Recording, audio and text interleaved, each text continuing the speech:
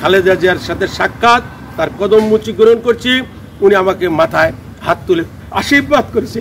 আগামী দিনে আমি খালেদা জিয়ার দলকে সুসংগঠিত করার জন্য তার পক্ষে কাজ করব। জনাব ইউসুফ তালুকদার সাহেব একটা সংভ্রান্ত বংশের ছেলে, প্রজন্মের বিএনপির কান্ডারি ভারপ্রাপ্ত চেয়ারম্যান জনাব তারেক রহমানের সাথে 1990 সালে ওনার পরিচয় হয় টোল প্লাজায়। যখন উনি দায়িত্বপ্রাপ্ত ছিল তখনকার থেকে জনাব তারেক রহমানের সাথে তার পরিচয় আছে, এবং লন্ডনে যখন থেকে মাঝে মাঝে ওনার সাথে সাক্ষাৎ করে, এবং বহির্বিশ্বে এম মালেক সাহেব যিনি আছে বিএনপির সারা বিশ্বেই পরিচিত, ওনার সাথে ওনার পরিচয় এবং মাঝে মাঝে সাক্ষাৎ হয়। এবং কিছুদিন আগে এম মালেক সাহেব বাংলাদেশে এসেছিল, এবং ওনার মাধ্যমে এম মালেক সাহেবের সাথে আমরা যমুনার গোল চত্বরে আমাদের সাথে সাক্ষাৎ হয়। উনি আমাদেরকে বলে গিয়েছে, যেহেতু ইসব সাহেব চর এলাকার লোক, আমরা এতে আনন্দ ঘন পরিবেশে উনি যে আমাদের চর এলাকার আগে জাতীয়তাবাদী দল বিএনপির পক্ষ থেকে কেউ এ পর্যন্ত এই জাতীয় সংসদ নির্বাচনে প্রার্থী ঘোষণা দিতে পারে নাই, তো প্রকাশ করছে জাতীয় নির্বাচনে প্রার্থী হওয়ার জন্য। আমরা যাব উনি যাতে প্রার্থী হতে পারে এবং দল যেন ওনাকে অনুমতি দেয় এবং সমর্থন দেয়, এই আশাবাদ ব্যক্ত আমরা পুত পবিত্র। কারণ দাখিল মাদ্রাসায় পড়াশোনা, দাখিল পাশ করে তারপরে কোর্টিয়া কলেজে থেকে উনি অনার্স করছে। উনি একজন শিক্ষিত ছেলে, এবং কালিহাতির ভিতরে উনি ইয়ং জেনারেশন যতগুলা প্রার্থী আরো প্রার্থী আছে, ওনারা 10 ভাই, ওনারা পুরাটাই দীর্ঘ 17 বৎসরে স্বৈরাচার আমলি সরকারের দ্বারা অনেক ক্ষতিগ্রস্ত হয়েছে। ওনার মোটামুটি 17 বৎসরে কয়েক কোটি টাকা ওনার ফ্যামিলি ক্ষতিগ্রস্ত হয়েছে।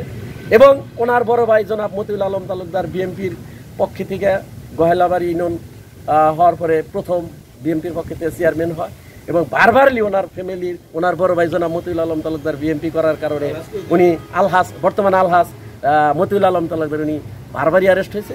যতগুলা এমপি প্রার্থী হওয়ার জন্য যতগুলা যোগ্যতা প্রয়োজন আমি মনে করি জনাব ইউসুফ তালুকদারের আছে। তারপরে দল সেটা সিদ্ধান্ত কি নেবে পরবর্তীতে দেখা যাবে। আমরা উনি যদি প্রার্থী হয় এবং ওনাকে দেওয়া, আমরা তাকে ওনাকে সমর্থন জানাবো। আসসালামু আলাইকুম। আমি নিজে রাজনীতি করতে গিয়ে অগণিত মামলার আসামি হয়েছি। আমি কত গোলাম মামলা আসামি হয়েছি আমি আমার অতটুকু স্মরণে নাই। তবু আমি আন্দোলনের সংগ্রাম করতে গিয়ে আমি অর্থনৈতিকভাবে ক্ষতিগ্রস্ত হয়েছি। আমি কয়েকবার নির্বাচন করেছি, সেই নির্বাচনে এই স্বৈরা শাসক তথা তথাকথিত ফেসিবাদী সরকার তথা আমাকে নির্বাচিত হতে দেয় নাই, এবং কি তারা লাঠিয়াল বাহিনী আমাকে এবং আমার কর্মীদেরকে আহত করেছে। 2021 স্থানীয় নির্বাচনে আমার ঘর বাড়িকে ভাঙচুর করেছে। পরবর্তী টাইমে অযৌক্তিকভাবে লাঠিয়াল বাহিনী আমার জোরপূর্বক কোটি কোটি টাকার সম্পদ তারা বেদখল করেছে। আমি তারপরে আজকের দিনে আমি স্বাস্থ্যগতভাবে হোক আর শারীরিকভাবে হোক আমি অনেকটু দুর্বল আগের তুলনায়। তারপরে আমার এই দলের প্রতি আস্থা আছে, আগামী দিনে আস্থা থাকবে। আমার সক্ষমতা হয়েছে সেই তারেক জিয়ার সাথে একটা সময় আমার সাক্ষাৎ হয়েছে। পরবর্তী 2014 সালে শেষ খালেদা জিয়ার যে মিটিং এই যমুনার পাদদেশে হয়েছিল, তখন আমি ওখানকার চেয়ারম্যান।